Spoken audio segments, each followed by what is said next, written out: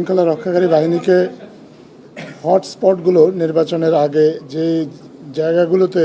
সমস্যা হতে পারে বলে আইন শৃঙ্খলা রক্ষাকারী বাহিনী মনে করে সেই স্পটগুলোকে দ্রুত আইডেন্টিফাই করার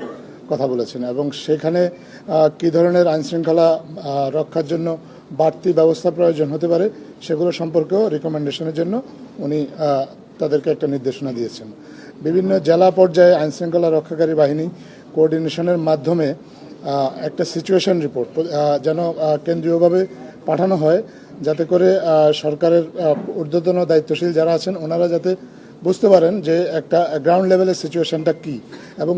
সেই অনুযায়ী যাতে পদক্ষেপ নিতে পারেন। এই জন্য সিচুয়েশন রিপোর্ট কেন্দ্রে পাঠানোর জন্য আইন শৃঙ্খলা রক্ষাকারী বাহিনী যারা যেসব বাহিনী আছেন সবাইকে উনি একটা নির্দেশনা দিয়েছেন।